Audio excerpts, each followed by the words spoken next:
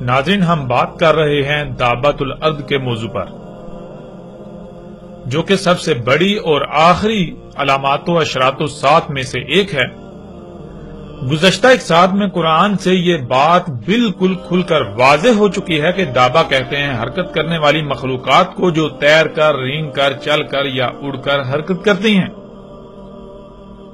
اور پھر ہم یہ بھی جان چکے ہیں کہ اللہ سبحانہ و تعالی نے اپنا سارے کا سارا دابہ یعنی ایسی مخلوقات پانی سے خلق کی جو تیر کر، رینگ کر، چل کر یا اڑ کر حرکت کرتی ہیں، اور اس کے برعکس قرب قیام الساعۃ انسان کا دابہ یعنی انسان کی خلق کردہ ایسی مخلوقات جو تیر کر، رینگ کر، چل کر یا اڑ کر حرکت کریں گی وہ پانی سے نہیں بلکہ ارض سے وجود میں آنا تھی، جو کہ آج پوری دنیا میں دندناتی پھر رہی ہیں۔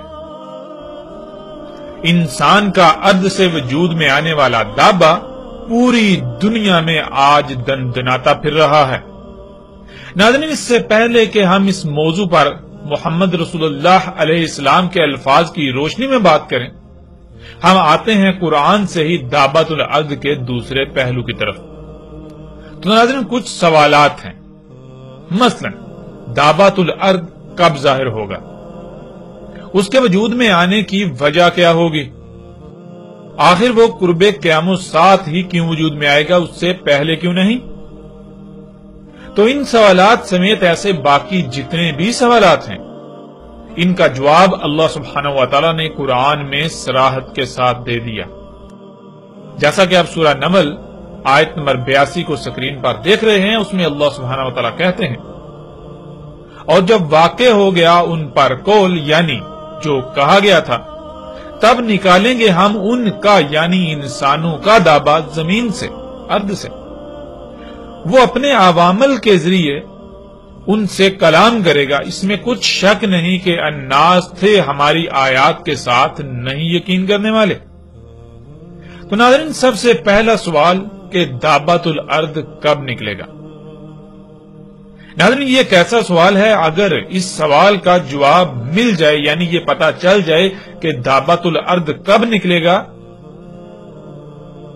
تو یہ اس سوال کا جواب جو ہے وہ دابۃ الارض کی نشاندہی اور اس کی پہچان کے لیے انتہائی اہم کردار ادا کرتا ہے۔ یعنی مثال کے طور پر اگر کوئی یہ کہتا ہے کہ دابۃ الارض نکل چکا، تو یہ دیکھا جائے کہ اللہ سبحانہ وتعالی نے جو قرآن میں کہا یعنی کہ دابہ کب نکلے گا، اگر اللہ سبحانہ وتعالی قرآن میں اس کا جواب دیتے ہیں اور بالکل ویسا ہو چکا تو پھر لا محالہ دابہ نکل چکا، اور اگر ویسا نہیں ہوا تو پھر دابہ نہیں نکلا۔ تو ناظرین، سوال یہ ہے کہ دابۃ الارض کب نکلے گا؟ اس کا جواب اللہ سبحانہ وتعالی قرآن میں یوں دیتے ہیں، وَإِذَا وَقَعَ الْقَوْلُ عَلَيْهِمْ أَخْرَجْنَا لَهُمْ دَابَّةً مِنَ الْأَرْضِ۔ یعنی اللہ سبحانہ تعالیٰ اس سوال کا جواب کیا دیتے ہیں؟ اور جب واقع ہوگا قول ان پر یعنی انسانوں پر، تب نکالیں گے ان کا دابہ۔ یعنی دابۃ الارض نے تب نکلنا ہے، تب نکلنا تھا جب اللہ کا قول واقع ہونا تھا، یعنی جو اللہ نے کہا اس نے واقع ہونا تھا انسانوں پر۔ ناظرین، اللہ سبحانہ و تعالی نے بالکل واضح کر دیا کہ جب ان پر یعنی انسانوں پر اللہ کا قول واقع ہوگا تب دابۃ الارض نکلے گا۔ اب سوال یہ پیدا ہوتا ہے کہ آخر وہ قول کیا ہے جس کا واقع ہونا دابۃ الارض کا نکلنا ہے؟ تو ناظرین، اس کا جواب بھی پورے قرآن میں جگہ جگہ موجود ہے، جیسا کہ آپ سکرین پر سورہ آل عمران کی آیت نمبر 62 دیکھ رہے ہیں، وَمَا مِنْ إِلَٰهٍ إِلَّا اللَّهُ۔ سورہ ہود آیت نمبر 26، لَا تَعْبُدُوا إِلَّا اللَّهُ۔ سورہ صفات آیت نمبر 4، إِنَّ إِلَٰهُكُمْ لَوَاحِدٌ۔ سورہ صفات آیت نمبر 35، لَا إِلَٰهَ إِلَّا اللَّهُ۔ سورہ الاحقاف آیت نمبر 21، أَلَّا تَعْبُدُوا إِلَّا اللَّهُ۔ سورہ محمد آیت نمبر 19، فَعَلَمْ أَنَّهُ لَا إِلَهَ إِلَّا اللَّهِ۔ تو ناظرین آپ نے یہ آیات دیکھی، ان کے علاوہ بھی قرآن میں درجنوں ایسی آیات موجود ہیں جن میں اللہ سبحانہ و تعالی نے بار بار یہی کہا کہ لا الہ الا اللہ، لا الہ الا اللہ۔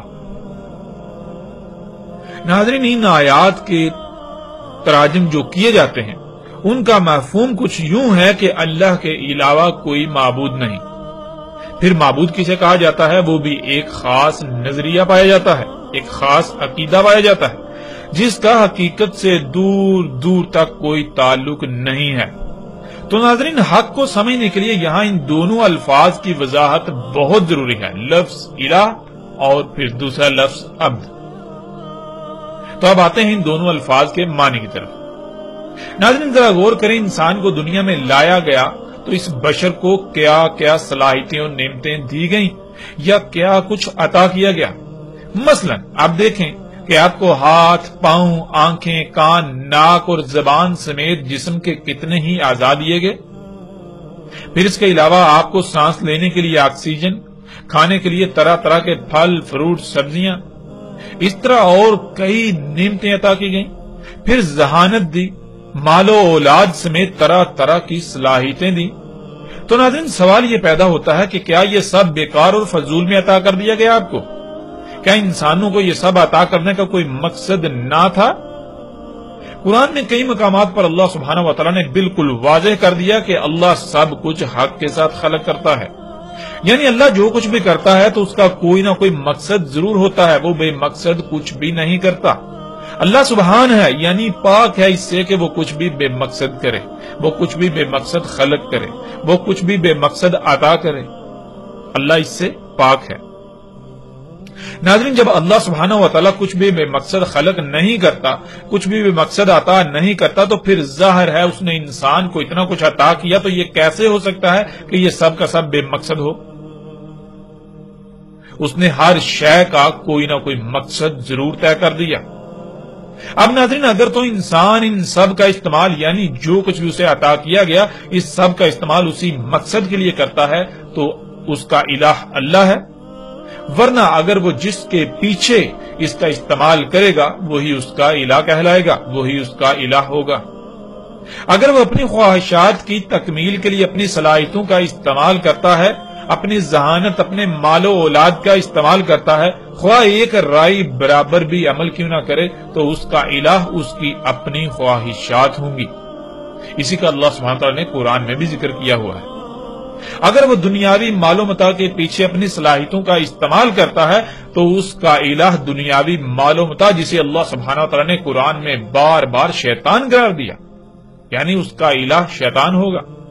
اس طرح ناظرین آپ جس کے پیچھے اس کا استعمال کریں گے وہی آپ کا الہ ہوگا، اور آپ اس کے پیچھے اللہ کی عطا کردہ نعمتوں، صلاحیتوں، ذہانت، مال و اولاد کا استعمال، یہ اس کی عبادت کہلائے گی۔ لفظ عبد کہتے ہیں غلامی کرنے کو، یعنی جو کچھ آپ کے پاس ہو، جو کچھ آپ کو عطا کیا گیا ہو، جو آپ کے پاس صلاحیتیں ہوں، جو آپ میں صلاحیتیں ہوں، جس کے پیچھے ان کا استعمال کرنا، یہ اس شے کی غلامی کرنا کہلاتا ہے۔ اور ایسا کرنے والا غلام، جسے عربی میں عبد کہتے ہیں، عبد، غلام، عابدو، غلامی کر رہا ہے، یعنی جو اس کے پاس ہے، جو اس کے پاس صلاحیتیں ہیں، جو اس کو عطا کیا گیا، وہ اس کا کسی کے پیچھے، کسی کے کہے کے مطابق استعمال کر رہا ہے۔ ناظرین یہ تھا اللہ کا قول جس نے واقع ہونا تھا کہ لا الہ الا اللہ، یعنی نہیں الہ مگر اللہ۔ اور ناظرین آپ قرآن میں غور کریں تو آپ کو پتا چلے گا کہ جتنے بھی رسول اللہ سبحانہ و تعالیٰ نے بھیجے، کوئی ایک بھی اللہ کا نبی یا رسول ایسا نہیں جس کی یہی دعوت نہ ہو۔ تمام کے تمام اللہ کے رسولوں کی یہی دعوت رہی، ہر رسول نے یہی کہا لا الہ الا اللہ، جیسا کہ کچھ آیات آپ کے سامنے ہیں۔ سورہ الانبیاء کی آیت نمبر 25 میں کیا ہے اس میں بالکل واضح ہم دیکھ سکتے ہیں۔ اس میں اللہ سبحانہ تعالیٰ نے کہا، اور نہیں بھیجا ہم نے تجھ سے پہلے رسولوں میں سے کوئی ایک بھی رسول، اور اگر بھیجے ہیں تو ہر رسول کی طرف ہم نے یہی وحی کیا کہ اس میں کچھ شک نہیں کہ وہ یہی کہے کہ میری طرف اس نے یہی وحی کیا ہے، نہیں الہ مگر میں الہ ہوں، بس میری ہی غلامی کرو۔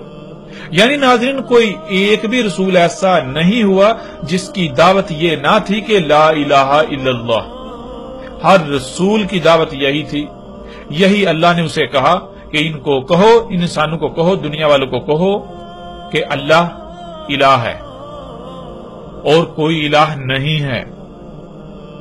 یعنی ناظرین، یہی اللہ کا قول ہے، اور ہر رسول کے الفاظ کیا تھے آپ اس آیت میں بھی دیکھ سکتے ہیں۔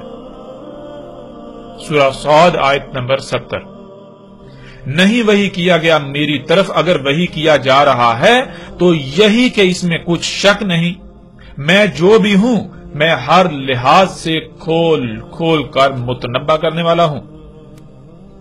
پھر اس طرح سورہ صاد کی آیت نمبر 65، کہو اس میں کچھ شک نہیں، جو بھی میں ہوں میں متنبع کرنے والا ہوں۔ یعنی تم جو اعمال کر رہے ہو، جو اللہ کے خلاف کر رہے ہو، ان اعمال کے انجام کو ہر لحاظ سے تم پر کھول کھول کر واضح کرنے والا ہوں، اور نہیں ہے الہوں میں سے الہ مگر اللہ۔ یعنی تم دنیا میں ایک رائے برابر بھی عمل کرتے ہو تو وہ عمل کیسے کرنا ہے، کیوں کرنا ہے، کب کرنا ہے، اس کا فیصلہ کرنا صرف اور صرف اللہ کا حق ہے۔ اس کے علاوہ کسی اور کی بات پر عمل کرتے ہوئے کوئی بھی عمل نہیں کیا جائے گا۔ تمہیں جو بھی صلاحیتیں دی گئیں، تمہیں جو بھی نعمتیں دی گئیں، تمہیں جو کچھ بھی عطا کیا گیا، اس سب کا استعمال کیسے کرنا ہے، کیوں کرنا ہے، کب کرنا ہے، کس مقصد کے لیے کرنا ہے، یہ سب اللہ سبحانہ وتعالی نے طے کر دیا۔ تو اس کے علاوہ اس سے ہٹ کر تم ان کا استعمال نہیں کر سکتے۔ پھر اس طرح ناظرین سورہ فصلت کی آیت نمبر 6، کہو اس میں کچھ شک نہیں، میں جو بھی ہوں میں بالکل تمہاری ہی طرح بشر ہوں، میری طرف وحی کیا جاتا ہے، اس میں کچھ شک نہیں۔ جو وحی کیا جاتا ہے وہ یہ ہے کہ تمہارے لیے وہ ذات، یعنی تمہارے لیے جو الہ ہے، وہ ذات جس کی بات مانی جائے وہ ایک ہی ذات ہے، جس کی بات مانی جائے یعنی رائے برابر بھی عمل کیا جائے تو کب، کیوں، کیسے کیا جائے، اس فیصلے کا اختیار صرف اسی ایک ذات کو ہے، اس کے علاوہ کسی کو نہیں۔ جو بھی تمہیں صلاحیتیں دی گئیں ان کا استعمال کس مقصد کے لیے کرنا ہے، اسی مقصد کے لیے کرنا ہے جو مقصد اس نے طے کر دیا، اس کے علاوہ کسی اور مقصد کے لیے کسی اور کے پیچھے ان کا استعمال نہیں کرنا۔ ناظرین، اب سوال یہ پیدا ہوتا ہے کہ کیوں اللہ سبحانہ و تعالی نے بار بار ایک ہی بات کہی کہ نہیں الہ مگر اللہ؟ اور آپ نے یہ بھی دیکھ لیا کہ ہر رسول کی بھی یہی دعوت رہی کہ لا الہ الا اللہ، یہ تھا اللہ کا قول۔ لیکن اب سوال یہ پیدا ہوتا ہے کہ اللہ نے ایسا کیوں کہا، کیوں نہیں ہے الہ مگر اللہ؟ یعنی اگر اللہ کو الہ بنانے کی بجائے اوروں کو الہ بنایا جائے گا تو آخر کیا ہوگا، اس سے کیا نقصان ہو سکتا ہے، اس سے کیا فرق پڑے گا، آخر کیوں منع کیا جا رہا ہے، کیوں روکا جا رہا ہے؟ تو اس سوال کا جواب بھی اللہ سبحانہ و تعالی نے قرآن میں بہت ہی صراحت کے ساتھ دے دیا، جیسا کہ آپ آیت سکرین پر دیکھ رہے ہیں۔ سورہ رحمان کی آیت نمبر 7 میں اللہ سبحانہ و تعالی کہتے ہیں وَوَضَعَ الْمِيزَانَ، اور وضع کر دیا میزان۔ ناظرین، گزشتہ ایک ساتھ میں تفصیل کے ساتھ اس پر بات ہو چکی کہ میزان وضع کرنا کیا ہے۔ اللہ سبحانہ و تعالی نے زمین و آسمانوں میں جو کچھ بھی خلق کیا ہے، تمام کی تمام مخلوقات کو کسی نہ کسی مقصد کے لیے خلق کیا، اور ہر مخلوق کا کوئی نہ کوئی مقام طے کر دیا، اور پھر تمام مخلوقات کو ان کے مقامات پر قائم کر دیا، جس سے ایک بہترین اور پیچیدہ ترین توازن قائم ہو گیا، میزان وضع ہو گیا۔ یعنی زمین و آسمانوں کی مثال بالکل آپ کے جسم کی سی ہے۔ جیسے آپ کا جسم لا تعداد مخلوقات کا مجموعہ ہے، آپ کے جسم کا کچھ حصہ ظاہر اور کچھ چھپا ہوا پوشیدہ ہے، یعنی جسے عربی میں غیب کہتے ہیں، بالکل یہی مثال زمین و آسمانوں اور ان میں موجود تمام مخلوقات کی۔ جیسے آپ کے جسم کے تمام اعضاء کا کوئی نہ کوئی مقصد ضرور ہے اور وہ اپنے اپنے مقام پر قائم ہے، جس سے نہ صرف آپ کا وجود ہے بلکہ ایک میزان یعنی توازن قائم ہو گیا۔ جب تک تمام کے تمام اعضاء اپنے اپنے مقام پر رہتے ہوئے اپنی اپنی ذمہ داری کو پورا کریں گے، جس مقصد کے لیے ان کو وجود دیا گیا اس مقصد کو پورا کریں گے، تب تک جسم میں توازن برقرار رہے گا، میزان برقرار رہے گا۔ ورنہ اگر کوئی ایک بھی عضو اپنے مقام سے ہٹتا ہے، اس میں کوئی تبدیلی ہوتی ہے یا وہ اپنے مقصد کو پورا کرنے میں کوئی کمی یا کوتاہی کرتا ہے، تو جسم میں قائم توازن بگڑ جائے گا، جس سے جسم میں خرابیاں ہوں گی، جنہیں آپ بیماریوں کا نام دیتے ہیں، جن کا انجام بالآخر ایک بڑی تباہی یعنی موت کی صورت میں ظاہر ہوتا ہے۔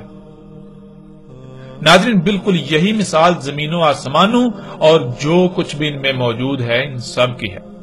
اللہ سبحانہ و تعالیٰ نے ان میں میزان قائم کر دیا، اور پھر اللہ سبحانہ و تعالیٰ نے سورہ الانبیاء کی آیت نمبر 22 میں یوں کہا، اگر تھے آسمانوں اور زمین میں اللہ کے علاوہ الہ، تو آسمانوں اور زمینوں میں سب کچھ درہم برہم ہو گیا۔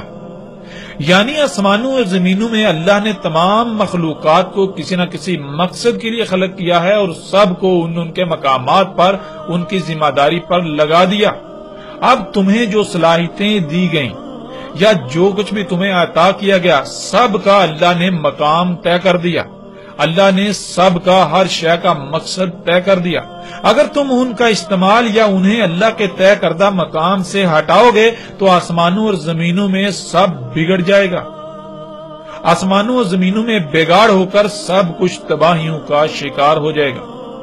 ناظرین، یہی وہ وجہ تھی جس وجہ سے اللہ سبحانہ و تعالیٰ نے کہا کہ کوئی ایک بھی رسول نہیں بھیجا، اگر بھیجے یعنی جتنے بھی رسول بھیجے تو ہر ایک کو یہی وحی کیا کہ ان کو کہو لا الہ الا اللہ۔ کیوں ایسا کہا؟ اس لیے کہ اگر اللہ کو الہ نہیں بناؤ گے، اوروں کو الہ بناؤ گے، تو زمین و آسمانوں میں اللہ کا قائم کردہ توازن بگڑ جائے گا، یوں سب کچھ درہم برہم ہو جائے گا۔ ناظرین، گزشتہ اقوام کو بھی یہی کہا گیا اور موجودہ قوم کو بھی یہی کہا گیا، لیکن نہ ہی گزشتہ قومیں اپنے مفسد اعمال سے باز آئیں، اللہ کے علاوہ اوروں کو الہ بنانے سے باز آئیں، اور نہ ہی موجودہ قوم باز آ رہی ہے، جیسا کہ آپ آیات میں دیکھ سکتے ہیں۔ اللہ سبحانہ و تعالیٰ سورہ الاحقاف کی آیت نمبر 3 میں کہتے ہیں، نہیں خلق کیا ہم نے آسمانوں یعنی زمین کے گرد گیسوں کے ساتھ تہ در تہ حصار کو، اور نہ زمین کو، اور نہ ہی وہ جو کچھ بھی ان کے درمیان ہے، اور اگر خلق کیا ہے تو حق کے ساتھ، یعنی ان سب کی تخلیق کا کوئی نہ کوئی مقصد ہے، اور سب کو جس مقصد کے لیے خلق کیا، خلق کر کے انہیں ان کے مقامات پر قائم کر دیا تاکہ اس مقصد کو پورا کریں جس مقصد کے لیے انہیں خلق کیا، اور یوں آسمانوں اور زمینوں میں وضع کردہ توازن برقرار رہے۔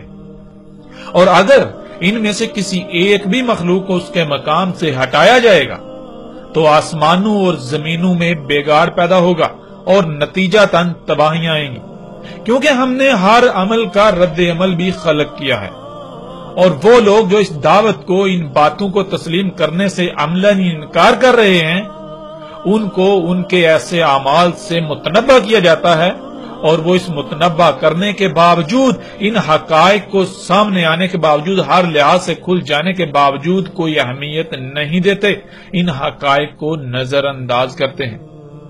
ناظرین، یہ تھا اللہ کا قول کہ لا الہ الا اللہ، اور اگر تھے آسمانوں اور زمینوں میں اللہ کے علاوہ اور الہ، تو پھر کیا ہوتا؟ تو آسمانوں اور زمینوں میں سب کچھ درہم برہم ہو گیا، ان میں فساد ہو گیا، پھر طرح طرح کی بیماریاں، مصیبتیں، تکالیف، تباہیاں، آندیاں، طوفان، زلزلے، انسانوں کا تقسیم در تقسیم ہو کر ایک دوسرے کی گردنیں مارنا، جنگ و جدل، نفرتیں، دشمنیاں،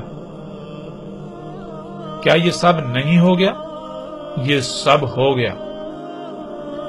یعنی ناظرین، اللہ سبحانہ و تعالی نے کہا کہ اگر تم ان تمام اشیاء کو جو تمہیں دی گئیں جو کچھ بھی تمہیں عطا کیا گیا، جو کچھ بھی زمین و آسمانوں میں ہے، اگر انہیں ان کے مقامات پر نہیں رکھتے جو مقام اللہ نے تجویز کر دیا، بلکہ اللہ کے علاوہ کسی دوسرے کی مرضی کے مقام پر ان اشیاء کو، ان سب کو رکھتے ہو، ان میں سے کسی کو بھی رکھتے ہو، اپنی صلاحیتوں کا استعمال کرتے ہو، تو پھر یہ بات پہلے سے طے شدہ ہے کہ پھر سمجھ لو کہ ایسا ہو چکا، زمین و آسمانوں میں سب کچھ بگڑ چکا، تم طرح طرح کی بیماریوں، تباہیوں اور ذلتوں کا شکار ہو چکے، اور بالآخر تمہارا وجود مٹ جائے گا، جیسے تم سے پہلے جو قومیں زمین پر آباد تھیں ان کا وجود مٹ چکا۔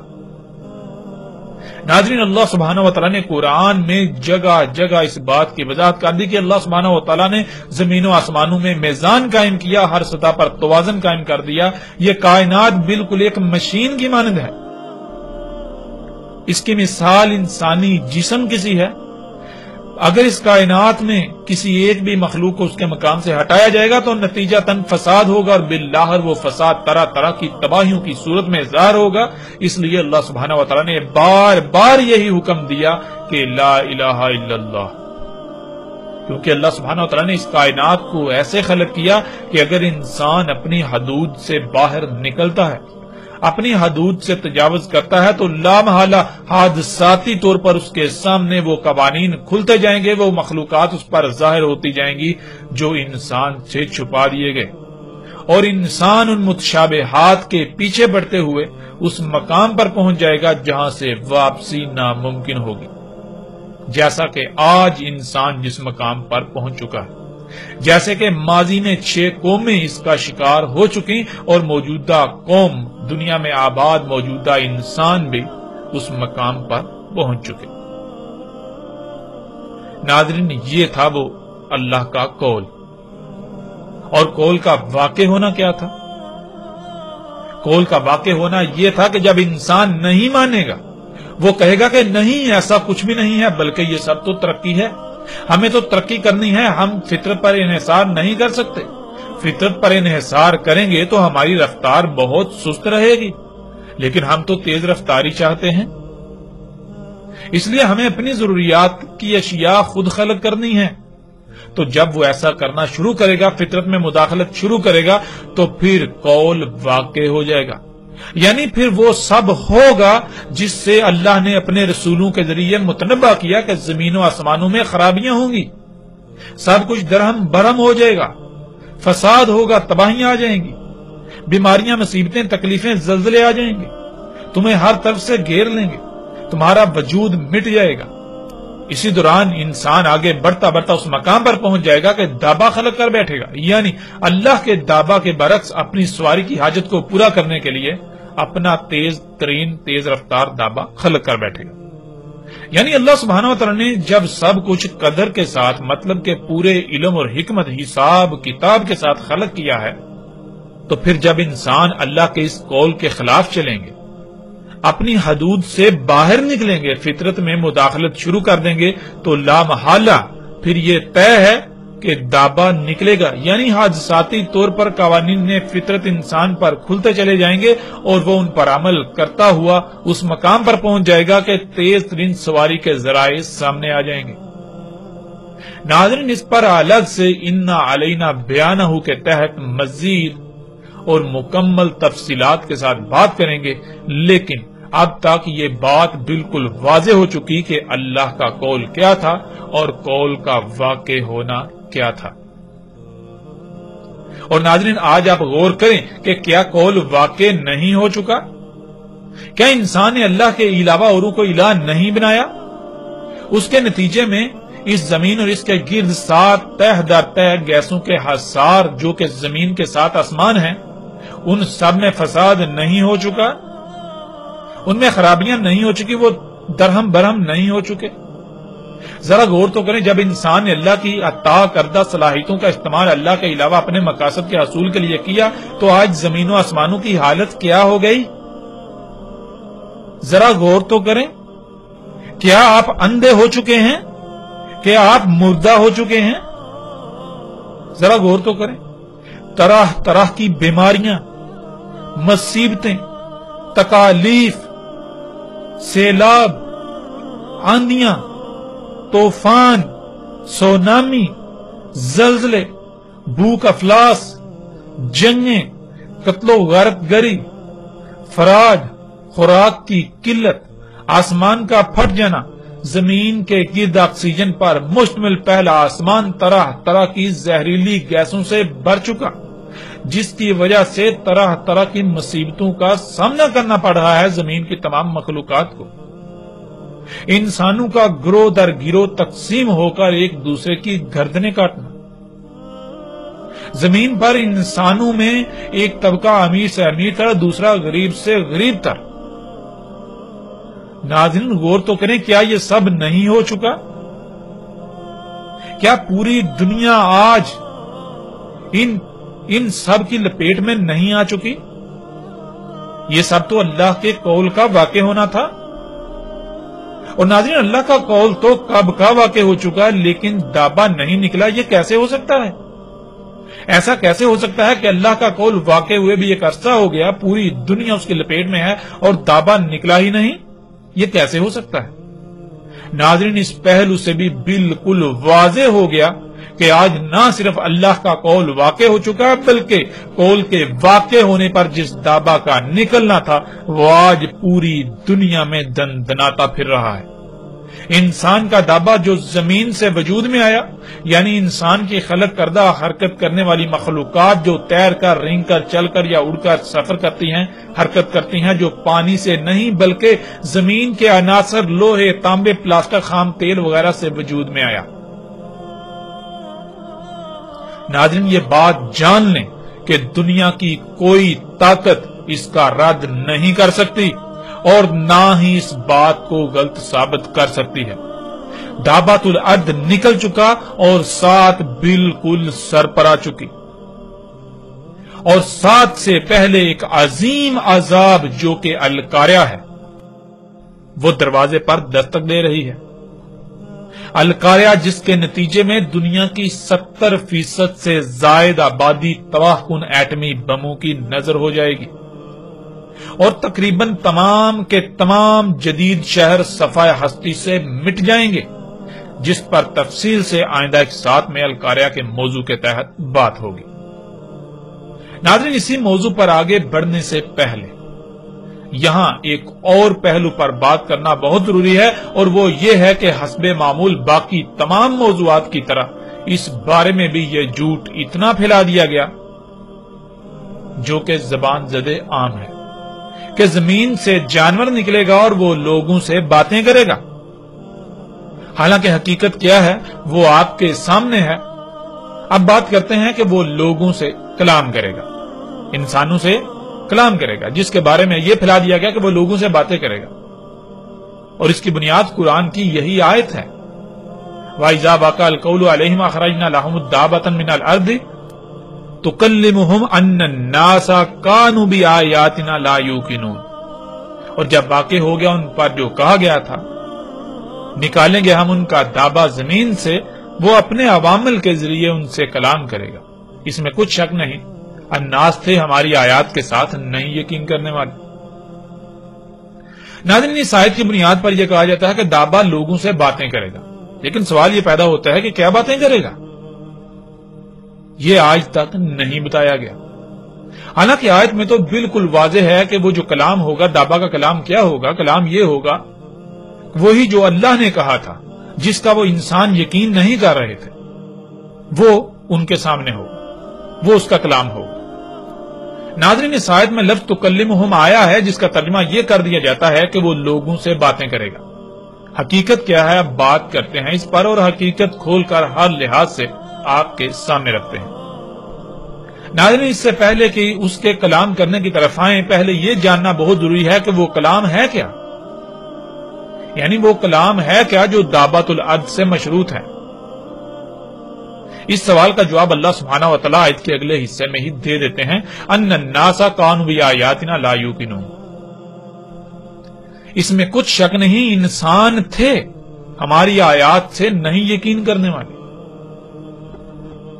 یعنی بالکل آسان الفاظ میں یہ کہ اللہ سبحانہ و تعالیٰ نے قرآن میں بار بار یہ کہا کہ زمین و آسمانوں میں تمام کی تمام مخلوقات اللہ کی آیات ہیں، اور ان میں سے ایک بڑی تعداد کو انسان سے چھپا کر رکھ دیا، جنہیں انسان دیکھ نہیں سکتا، سن نہیں سکتا، محسوس نہیں کر سکتا۔ یعنی اس کائنات میں لاتعداد مخلوقات ایسی ہیں جو انسان سے چھپا دی گئی تھی، مگر اس کا مطلب ہرگز یہ نہیں ہے کہ ان کی تخلیق کا کوئی مقصد نہیں تھا، بلکہ زمین و آسمانوں میں جتنی بھی مخلوقات ہیں جو کہ اللہ کی آیات ہیں، سب کی تخلیق کا کوئی نہ کوئی مقصد ہے۔ تمام کی تمام ایک وجود میں اعضاء کی حیثیت رکھتی ہیں۔ جب تک یہ تمام اپنے اپنے مقام پر رہتے ہوئے اپنی اپنی ذمہ داری پوری کریں گی تو پورا وجود ٹھیک رہے گا، یعنی زمین و آسمان ٹھیک رہیں گے، ان میں کوئی خرابی نہیں ہوگی، اور انسانوں سمیت تمام مخلوقات ہر طرح سے محفوظ اور سلامت رہیں گی۔ لیکن اگر کسی بھی مخلوق جو کہ اللہ کی آیت ہے کو اس کے مقام سے ہٹا دیا جائے گا، اس میں چھیڑ چھاڑ کی جائے گی، اس میں تبدیلی کی جائے گی، اس کا مقام بدلا جائے گا، تو پھر اللہ کے قائم کردہ توازن میں، میزان میں بگاڑ ہو جائے گا، جس کا نتیجہ تباہیوں کی صورت میں تمہارے سامنے آئے گا، اور پھر نقصان تمہارا اپنا ہی ہوگا۔ اس بات کو اللہ سبحانہ وتعالی نے پورے قرآن میں بار بار بیان کیا، اور ناظرین پورے کے پورے قرآن کا نقطہ محور بھی یہی ہے، لیکن اس کے باوجود انسانوں نے اللہ کی آیات کا یقین نہیں کیا، یعنی کہ اس بات کا یقین نہیں کیا کہ ان کے ساتھ اگر اللہ کی آیات کے ساتھ چھیڑ چھاڑ کی جائے گی تو ایسا ہوگا۔ انہوں نے مانا ہی نہیں اس بات کو، اس کے اوپر یقین ہی نہیں کیا۔ انسانوں نے اس سے پہلے اللہ کی آیات کا یقین نہیں کیا تھا۔ انہوں نے اپنے اعمال سے یہی دعویٰ کیا کہ نہیں، فطرت میں چھیڑ چھاڑ کرنے، فطرت میں تبدیلیاں کرنے، یعنی اللہ کی آیات جو کہ تمام کی تمام مخلوقات ہیں، ان میں پنگے لینے سے کچھ بھی نہیں ہوگا۔ تو ناظرین یہی بات اللہ نے کہی کہ تم اللہ کی آیات کا یقین نہیں کرتے تھے، لیکن جب دابا نکلے گا تو اس کا کلام یہی ہوگا کہ دیکھو تم یقین نہیں کرتے تھے، یعنی اس بات کو، یہ جو ابھی تم اپنی آنکھوں سے دیکھ رہے ہو، اس کا یقین نہیں کرتے تھے اس سے پہلے۔ جب دابا نکلے گا تو اس کا کلام یہی ہوگا کہ دیکھو تم یقین نہیں کرتے تھے نا۔ جب تم نے یقین نہ کیا اور اللہ کی آیات میں پنگے لیے تو وہی ہو گیا جس کا تم یقین نہیں کرتے تھے۔ ناظرین یہ تھا دابا کا کلام۔ اب سوال یہ پیدا ہوتا ہے کہ دابا کس طرح ایسا کہے گا؟ کیا جس طرح دو انسان، دو شخص آپس میں ایک دوسرے سے گفتگو کرتے ہیں، اس طرح سے وہ بات کرے گا، اس طرح کلام کرے گا، یا پھر کسی اور طریقے سے؟ ناظرین ہم گزشتہ ایک ساتھ میں یہ بات بار بار کر چکے ہیں، بار بار کہہ چکے ہیں کہ عربی دنیا کی واحد ایسی زبان ہے جس کا ترجمہ کرنا ناممکن ہے، اور پھر یہ کہ عربی دنیا کی باقی زبانوں کی طرح انسانوں کی تراشیدہ چند الفاظ، محاوروں یا فکروں پر مشتمل کوئی زبان نہیں ہے، بلکہ عربی فطرت کی زبان ہے، عربی اعمال کی زبان ہے، نہ کہ زبان کے الفاظ کا نام ہے۔ کائنات کی ہر مخلوق، ہوا وہ جاندار ہو یا بے جان، تمام کی تمام مخلوقات، یہاں تک کہ اس کائنات کا ذرہ ذرہ کلام کرتا ہے، لیکن اس کی زبان عربی ہے، اور عربی وہ نہیں جسے آج عربی کا نام دیا جاتا ہے، بلکہ عربی نہ صرف فطرت کی زبان ہے بلکہ عربی اعمال کی زبان ہے۔ اور ناظرین غور کریں، محمد علیہ السلام وہ نہ تو عربی پڑھ سکتے تھے اور نہ ہی عربی لکھ سکتے تھے، تو پھر کیسے ان کے ساتھ اس کائنات کی مخلوقات کلام کرتی تھیں؟ پھر کیسے ان کے اوپر اتنے اتنے بڑے راز کھلے؟ غور تو کریں۔ یعنی کہ اگر عربی اسے کہا جاتا ہے جسے آج آپ عربی کہتے ہیں، جی یہ جو لکھی اور پڑھی جاتی ہے، تو یہ تو محمد علیہ السلام کو بھی نہیں آتی تھی۔ لہذا ناظرین عربی یہ نہیں ہے، عربی اعمال کا نام ہے، عربی پریکٹیکل کا نام ہے، عربی اعمال کی زبان ہے، عربی فطرت کی زبان ہے۔ اس لیے ناظرین اب آپ کو بالکل واضح ہو جائے گا کہ دابا کا کلام کرنا کیا ہے۔ جب آپ نے عربی کی اہمیت اور حیثیت کو سمجھ لیا تو پھر آپ کو بہت آسانی سے یہ بات بھی سمجھ آ جائے گی کہ دابا کا کلام کرنا کیا ہے۔ اسے ایک مثال سے سمجھ لیجئے۔ مثلا آپ کو سفر کی حاجت پیش آ جاتی ہے، موسم انتہائی گرم ہے اور سفر کئی 100 کلومیٹر لمبا ہے۔ آپ کے سامنے ایک طرف لینڈ کروزر کھڑی ہے، عالی شان گاڑی، اور دوسری طرف ایک اعلی نسل کا تیز رفتار گھوڑا کھڑا ہے۔ تو ناظرین آپ سے سوال ہے کہ آپ سفر کے لیے کس کا انتخاب کریں گے؟ آپ کا فوراً جواب یہی ہوگا کہ لینڈ کروزر۔ اب اگر آپ سے سوال کیا جائے کہ کیوں آپ نے گھوڑے کا انتخاب کیوں نہیں کیا، تو آپ جواب دیں گے دیکھو اتنی شدید گرمی اور اوپر سے کئی سو کلومیٹر لمبا راستہ اگر گھوڑے پر جاؤں گا تو نہ صرف بہت زیادہ وقت لگے گا بلکہ رستے میں گھوڑے کی خوراک اور پانی کا خیال رکھنا پڑے گا، رستے میں گرمی سے جلس جاؤں گا، طرح طرح کے مسائل کا سامنا کرنا پڑے گا، تھکاوٹ سے چور ہو جاؤں گا۔ اس طرح آپ کو وہ درجنوں خامیاں گنوانا شروع کر دے گا، یعنی آپ درجنوں خامیاں گنوانا شروع کر دیں گے۔ اور اس کے برعکس آپ جب لینڈ کروزر کی بات کریں گے تو آپ اس کی تعریفوں کے پل باندھنا شروع کر دیں گے کہ اس سے نہایت تیز رفتاری سے سفر ہوگا، ایئر کنڈیشنر آن رکھوں گا، گرمی کا احساس تک نہ ہوگا، انتہائی آرام دہ اور پرسکون سفر ہوگا۔ اب ناظرین ذرا غور کریں اس بات پر، آپ کو یہ کس نے کہا جو آپ نے گھوڑے کے بارے میں کہا، اور پھر اس کے برعکس جو لینڈ کروزر کے بارے میں آپ نے باتیں کی، یہ سب باتیں آپ کو کس نے بتائیں؟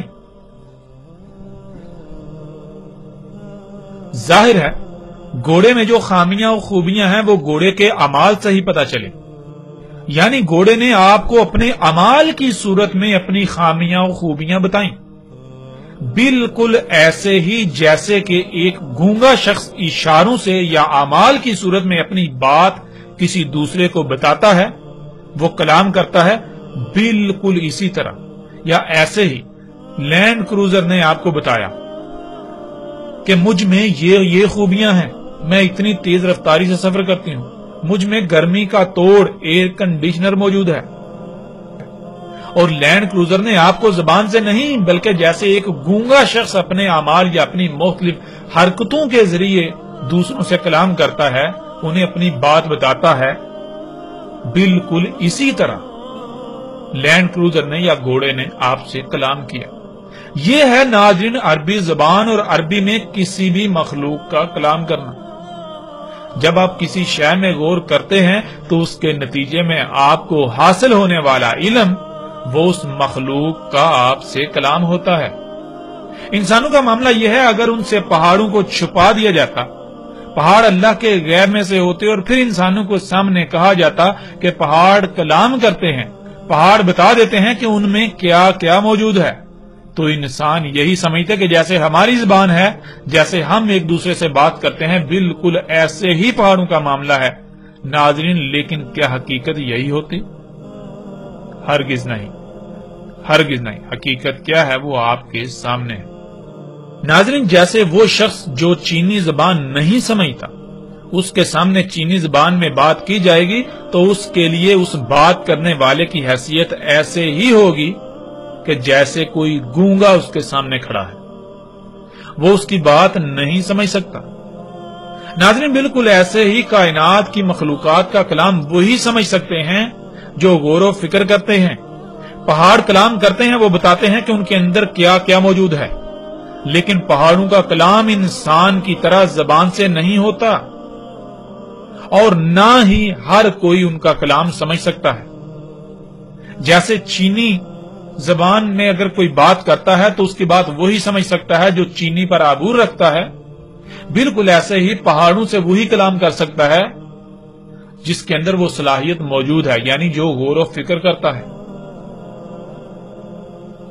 ہر کوئی ان کا کلام نہیں سمجھ سکتا، بلکہ پہاڑوں کا کلام وہ لوگ سمجھتے ہیں، وہ لوگ پہاڑوں کی بات سمجھنے کی صلاحیت رکھتے ہیں جو پہاڑوں میں غور و فکر کرتے ہیں۔ بالکل ایسے ہی ناظرین دابت الارض نے کلام کرنا تھا کہ دیکھو اسی کا تم یقین نہیں کرتے تھے، لو آج اپنی آنکھوں سے دیکھ لو۔ مطلب یہ کہ دابت الارض کا کلام اس کے اعمال کی صورت میں ہونا تھا، نہ کہ انسانوں کی طرح زبان سے۔ اور جب آیت میں آپ دیکھیں تو آیت میں تو یہ ہے کہ لا یوقنون، یعنی تم یقین نہیں لاتے تھے، تمہیں یقین نہیں تھا۔ اور پھر ہر کوئی یہ جانتا ہے کہ یقین کرنے کے لیے یا تو اتنا علم آ جانا لازمی ہے کہ بات کا انکار کرنا ناممکن ہو جائے، یا پھر کسی شے کا آنکھوں کے سامنے آ جانا، یعنی کہ آپ اپنی آنکھوں سے دیکھ لیں، اپنے کانوں سے سن لیں، یہ ہوتا ہے یقین کرنا۔ یعنی کہ جب تمہیں زبان سے یہ بتایا جاتا تھا، جب تمہیں رسولوں کے ذریعے اللہ یہ کہتا تھا، اس وقت تم اس بات کا یقین نہیں کرتے تھے، تم یہ نہیں مانتے تھے، یعنی تمہیں یقین نہیں تھا۔ لو آج تم اپنی آنکھوں سے یہ سب ہوتا ہوا دیکھ رہو، آج جب تم اپنی آنکھوں سے ہوتا ہوا دیکھ رہے ہو تو کیا آج تم انکار کر سکتے ہو؟ ظاہر ہے اب تو تم نے اپنی آنکھوں سے دیکھ لیا نا، اب انکار کیسے ہو سکتا ہے؟ تو ناظرین، دابۃ الارض کا کلام اس کے اعمال کی صورت میں ہونا تھا، نہ کہ انسان کی طرح زبان سے، اور اس کا ذکر تو اللہ سبحانہ و تعالیٰ نے اس آیت میں بھی کر دیا۔ تکلمہم، شروع میں تے کا استعمال ہو گیا، جس کی وجہ سے معنی یہ بن جاتے ہیں کہ پیچھے موجود عوامل کے ذریعے کلام کرے گا۔ اگر لفظ کے شروع میں تے کا استعمال نہ ہوتا تو لفظ کلمہم ہوتا، جس کے معنی براہ راست کلام کرنا کے ہوتا۔ ناظرین، آیت میں یہ نقطہ انتہائی اہم ہے، اگر آپ نے اس نقطہ پر توجہ نہ دی تو آپ بہت بڑی غلط فہمی کا شکار ہو کر دابا کے کلام کرنے کو نہیں پہچان سکیں گے۔ اسے آپ یوں بھی سمجھ سکتے ہیں کہ یہ دابا جو کہ انسانوں کے اعمال سے وجود میں آیا، یہ دابا بذات خود، اس کا وجود میں آنا اور اس کی وجہ سے زمین و آسمانوں میں اللہ کی آیات کا فساد زدہ ہونا، یہ سب ہی وہ کلام ہے جس کا اللہ نے پہلے ہی کہہ دیا تھا۔ مزید آسانی کے لیے لفظ تکلم کو سمجھ لیں، اگر شروع سے تے کو ہٹا دیا جائے تو یہ لفظ بن جائے گا کلمہم، جس کے معنی ہے جیسے ہم ایک دوسرے سے براہ راست کلام کرتے ہیں، بات کرتے ہیں، اس طرح براہ راست بات کرنا۔ اور تکلمہم یعنی شروع میں تے کا استعمال ہو جانا، شروع میں تے کا استعمال ہو گیا تو اس کے معنی یوں بن جائیں گے، مثال کے طور پر آپ ایک گاڑی انتہائی لاپرواہی سے چلا رہے ہیں اور آپ کی یہ حرکت ہی کلام کر رہی ہے، یعنی آپ کی یہ حرکت ہی بتا رہی ہے کہ اس کا انجام کیا ہونے والا ہے، یعنی اس طرح گاڑی چلانے سے گاڑی خراب ہو جائے گی، اسے ناظرین تکلم کہا جائے گا۔ تو ناظرین غور کریں، کیا دابۃ الارض آج کلام نہیں کر رہا؟ یعنی تکلمہم موجودہ انسانوں سے کلام نہیں کر رہا اپنے عوامل کے ذریعے، اور بالکل وہی نہیں کہہ رہا جو اللہ سبحانہ و تعالیٰ نے اپنے ہر رسول کے ذریعے کہا۔ نہ صرف کہہ رہا ہے، کہہ نہیں رہا بلکہ آنکھوں کے سامنے لے آیا وہ۔ اگر دابا بھی زبان سے کہتا، جنہوں نے رسولوں کی بات پر یقین نہ کیا تو وہ دابا کی بات پر یقین کہاں کرتے؟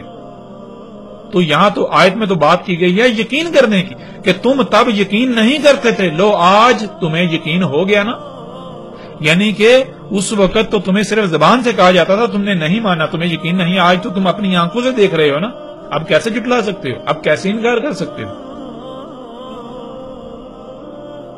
ناظرین، اِنَّ عَلَيْنَا بِيَانَهُ میں آپ پر یہ بات مزید تفصیل کے ساتھ واضح ہو جائے گی، اور آگے چل کر آئندہ موضوعات پر بھی جب بات ہوگی آئندہ ایک ساتھ میں، تو تب بھی صراحت کے ساتھ یہ بات واضح ہو جائے گی کہ اللہ سبحانہ و تعالیٰ نے زمین و آسمانوں کو گیسوں سے خلق کیا، جسے آپ مادہ کہتے ہیں، یہ سب گیسوں کو کیمیائی عوامل سے گزار کر منجمد کیا گیا۔ ناظرین، ان میں بہت سی گیسیں ایسی ہیں جو انسانوں سمیت زمین کی باقی مخلوقات کے لیے انتہائی نقصان دہ ہیں، انتہائی تباہ کن ہیں، سوائے چند ایک۔ اگر انسان فطرت میں چھیڑ چھاڑ کرتا ہے، اپنی ضروریات کو پورا کرنے کے لیے فطرت پر انحصار کرنے کے بجائے فطرت میں تبدیلیاں کر کے خود خلق کرتا ہے، جیسا کہ وہ آج کر رہا ہے، تو پھر جب مادے کو کیمیائی عوامل سے گزار کر وہ اپنی ضروریات کی اشیاء خلق کرے گا تو پھر ان سے گیسیں خارج ہوں گی۔ وہ گیسیں کہاں جائیں گی؟ ان سے کیا کیا نقصانات ہوں گے؟ ان سے زمین و آسمانوں میں کس قدر فساد ہوگا؟ یہ سب اللہ سبحانہ و تعالیٰ نے واضح کر دیا تھا، ہر رسول نے اس کی وضاحت کر دی، لیکن انسانوں نے یقین ہی نہ کیا، اور آج یہ دعویٰ اپنے اعمال کے ذریعے آپ پر یہ سب واضح کر رہا ہے۔ اس نے یہ سب آپ کی آنکھوں کے سامنے لا رکھا، یعنی دعوے کے سامنے آنے سے یہ تمام کے تمام معاملات، یہ سب کا سب سامنے آ گیا۔